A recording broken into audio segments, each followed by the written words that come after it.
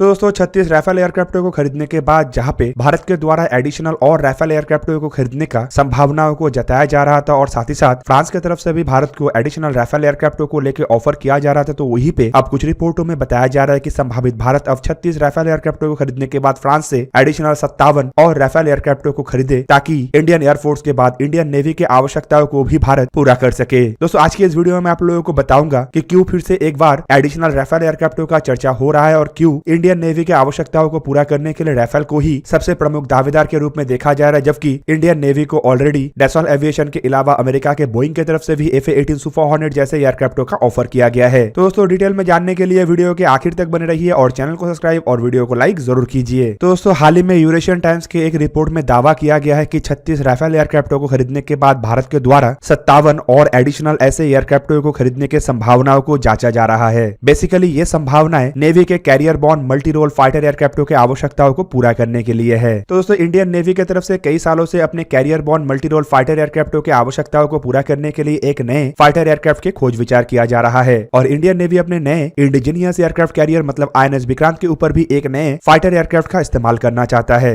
Basically Indian navy के पास INS Vikramaditya जैसे aircraft carrier के ऊपर MiG-29K जैसे एयरक्राफ्ट है और इंडियन नेवी इन एयरक्राफ्टों को 2 इंजन वाले एयरक्राफ्टों से ही रिप्लेस करना चाहता है। दोस्तों बताया जा रहा है कि आज से इंडियन नेवी अपने गोवा में स्थित शोरवेस फैसिलिटी मतलब INS हंसा में राफेल एयरक्राफ्टों के नेवल वेरिएंट के स्की जंप के टेस्ट को शुरू करने जा रहा है, जो बेसिकली इंडिया और फ्रांस के बीच में होने वाले एक एक्सरसाइज का हिस्सा है और ये टेस्ट ये सुनिश्चित करेगा कि राफेल जैसे एयरक्राफ्टों को इंडिया के indigenous INS Vikrant aircraft carrier के ऊपर इस्तेमाल किया जा सके। दोस्तों आपके जानकारी के लिए बता दूं कि INS विक्रांत जो ऑलरेडी सी ट्रायल के एक बहुत बड़े हिस्से को संपूर्ण कर चुका है, उसे लेकर बताया जा रहा है कि इस साल के अगस्त महीने तक उसे नेवी में कमीशन कर दिया जाए और इंडियन नेवी के ये जो multi role carrier borne fighter aircraft के टेंडर है इसमें सबसे सुइटेबल एयरक्राफ्ट के रूप में राफेल एयरक्राफ्ट को ही देखा जा रहा है, क्योंकि कुछ महीने पहले नेवी के चीफ एडमिरल करमबीर सिंह की तरफ से भी एक बयान देते हुए बताया गया था कि इंडियन नेवी इंडियन एयरफोर्स के ही जैसे एक साथ फाइटर एयरक्राफ्ट को एक्वायर करना चाहता है और हाल फिलहाल में इंडियन एयरफोर्स के द्वारा हासिल किया हुआ एयरक्राफ्टों को अगर देखा जाए तो इनमें राफेल ही एकमात्र ऐसा एयरक्राफ्ट है जिसके नेवल वेरिएंट भी है और 2 इंजन से भी ये एयरक्राफ्ट लैस है। तो इंडियन नेवी के पहले इंडिजीनियस एयरक्राफ्ट कैरियर ISC-1 को अगर देखा जाए तो ये फिलहाल अरेबियन सी और इंडियन ओशन के अंदर ट्रायल में चल रहा है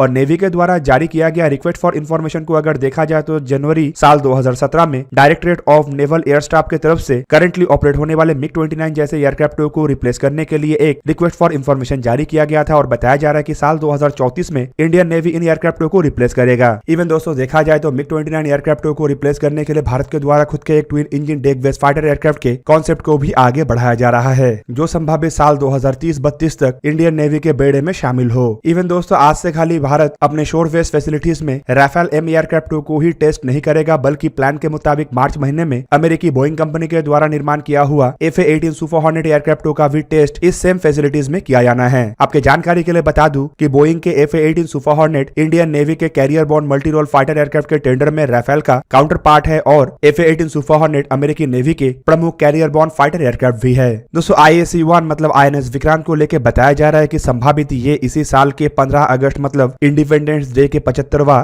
एनिवर्सरी में कमीशन किया जा सकता है, जबकि फिलहाल INS विक्रांत में इस्तेमाल होने वाले एयरक्राफ्ट की कमी है। इंडियन नेवी के पास करीब 45 MiG-29K एयरक्राफ्ट है जिन्हें INS विक्रमादित्य के ऊपर इस्तेमाल किया जा रहा है। ऐसे में अगर 15 अगस्त 2022 में INS विक्रांत को कमीशन करना है और इसे ऑपरेशनलाइज करना है तो आइदर विक्रमादित्य के फ्लीट से कुछ एयरक्राफ्टों को INS विक्रांत के ऊपर इस्तेमाल करना है या फिर इंडियन नेवी फ्रांस को साल 2022 तक कुछ राफेल M एयरक्राफ्टों को लीज में देने के लिए रिक्वेस्ट कर सकता है। इवन दोस्तों राफेल एयरक्राफ्टों को लेके ही इतना अधिक चर्चा इसीलिए भी हो रहा है क्योंकि भारत के पास ऑलरेडी अंबाला एयरबेस में राफेल एयरक्राफ्टों को मेंटेन करने के लिए फैसिलिटी और इसके ट्रेनिंग फैसिलिटीज भी है, जिस वजह से अगर नेवी के द्वारा भी कुछ लिमिटेड संख्या में राफेल एयरक्राफ्टों को हासिल किया जाता है तो ये मेंटेन करने के लिए इंडियन नेवी को एडिशनल फैसिलिटीज का आवश्यकता नहीं पड़ेगा और एयरफोर्स के साथ मिलकर ही इन एयरक्राफ्टों को मेंटेन किया जा सकेगा। जबकि दोस्तों फ्रांस की तरफ से भी इंडिया को राफेल M एयरक्राफ्टों को सप्लाई करने को लेकर काफी अधिक पॉजिटिव बयान आ रहा है और हाल ही में जब फ्रांस के डिफेंस मिनिस्टर भारत के दौरे पे आए थे तब भी उनके द्वारा बयान देते हुए बताया गया था कि फ्रांस भारत को राफेल M एयरक्राफ्टों को सप्लाई करने को लेकर इंटरेस्टेड है।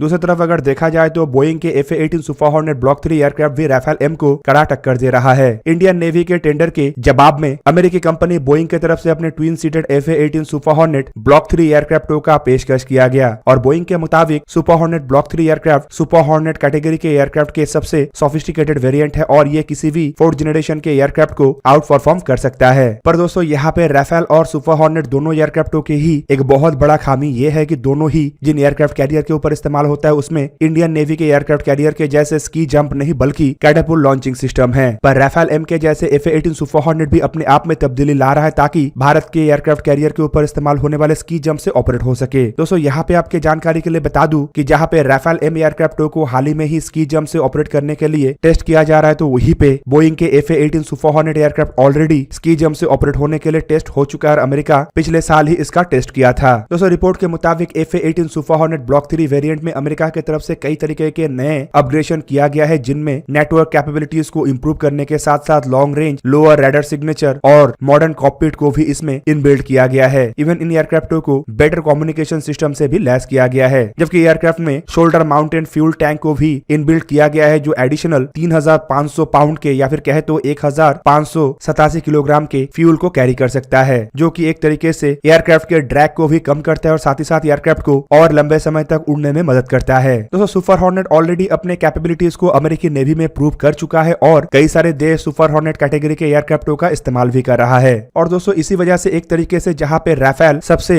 पसंदीदा पसंद है तो वहीं पे सुपर हॉर्नेट को भी कम रूप में आका नहीं जा सकता। पर दोस्तों चाहे सुपर हॉर्नेट एयरक्राफ्टों में अमेरिका के द्वारा जितना भी तब्दीली किया गया हो या फिर अमेरिका भारत को जितने भी बड़े ऑफरों के साथ लेके आगे बढ़ना चाहता हो, लेकिन एक्सपर्टों का मानना है कि सभी मामलों में राफेल को एक सबसे बड़ा बेनिफिट ये है कि ऑलरेडी इंडिया और फ्रांस के बीच में 36 राफेल एयरक्राफ्टों को लेके एक डील हो चुका है और इंडियन एयरफोर्स इन एयरक्राफ्टों का इस्तेमाल करता है। और इसका मतलब खाली ये नहीं है कि राफेल एयरक्राफ्ट इंडियन एयरफोर्स के द्वारा इस्तेमाल किया जा रहा है बोल के फ्रांस के इन एयरक्राफ्टों को इंडियन नेवी आंख बंद करके अपने बेड़े में शामिल करेगा। राफेल एयरक्राफ्टों में भी कई तरीके के कैपेबिलिटीज है, जैसे कि इसके वेट टू पावर रेशियो काफी बेहतर है जो कि एक कैरियर बॉर्न फाइटर एयरक्राफ्ट में आवश्यक है, जबकि इसके अलावा इसमें इस्तेमाल होने वाले मीटियोर मिसाइल, बेहतरीन radar, upgraded Spectra electronic warfare system इन एयरक्राफ्टों को इंडियन नेवी का आवश्यकताओं को पूरा करने के लिए एक परफेक्ट एयरक्राफ्ट बनाता है। जबकि हथियारों के मामले में एयरक्राफ्ट GBU-16 नामक 500 किलोग्राम के लेजर गाइडेड बॉम्ब्स को भी कैरी कर सकता है, जबकि इसके अलावा कई तरीके के GPS रेजिस्टेंस कैपेबिलिटीज भी राफेल एम एयरक्राफ्टों के हथियार और राफेल एम एयरक्राफ्टों में हैं। इवन दोस्तों राफेल एम एयरक्राफ्टों में भी पहले वेरिएंटों के तुलना में फ्रांस के द्वारा हाल ही में ही कई सारा तब्दीली किया गया है, जैसे कि इसमें इस्तेमाल होने वाले नया लेजर डेजिग्नेटर पॉड इन एयरक्राफ्टों को एयर टू ग्राउंड टारगेटों को निशाना बनाने में और बेहतर बनाता है, जबकि साथ में एयरक्राफ्टों में एक नेक्स्ट जनरेशन के रिफ्यूलिंग पॉड्स को भी लगाया गया है जो air to air refuelling capability को और मजबूत करता है। कुल मिलाकर दोस्तों राफेल एम एयरक्राफ्टों के इन बेहतरीन कैपेबिलिटीज की वजह से इसे फिलहाल इंडियन नेवी के पहले पसंद के रूप में देखा जा रहा है और नेवी अगर कोई नए एयरक्राफ्टों को खरीदने की तरफ आगे बढ़ता है तो संभावित सबसे अधिक चांस राफेल एम एयरक्राफ्टों का ही है। पर दोस्तों फिर भी एक बड़ा सवाल यह है कि इंडियन नेवी फिलहाल कितने एयरक्राफ्टों को खरीदने को लेकर इंटरेस्टेड है। पहले तो 57 एयरक्राफ्टों को खरीदने का बात उठाया गया था, जबकि बाद में यह भी सुनने को आया कि इंडियन नेवी फिलहाल 57 नहीं बल्कि अपने आवश्यकताओं को पूरा करने के लिए 36 एयरक्राफ्टों को खरीदेगा, क्योंकि ऑलरेडी इंडियन नेवी के आवश्यकताओं को पूरा करने के लिए ट्विन इंजन डेक फाइटर एयरक्राफ्टों का निर्माण किया जा रहा है। वहीं पे हाल ही के कुछ रिपोर्टों में यह भी बताया गया कि इंडियन नेवी अब 36 नहीं बल्कि निम्नतम आवश्यकताओं को पूरा करने के लिए शायद 26 एयरक्राफ्टों को खरीदे। टेंडर के आखिरी रिपोर्ट का इंतजार है और वहीं पे ही हमें पता चलेगा कि इंडियन नेवी राफेल को खरीदेगा कि कोई अन्य एयरक्राफ्ट को खरीदेगा, या फिर अगर राफेल खरीदेगा तो कितने संख्या में खरीदेगा। तो दोस्तों ये था आज का वीडियो। अगर आपको वीडियो अच्छा लगा तो लाइक कीजिए और मेरे चैनल को सब्सक्राइब कीजिए और साथ में बना हुआ बेल आइकन को प्रेस कर दीजिए ताकि आप मेरा वीडियो देख पाए सबसे पहले। जय हिंद।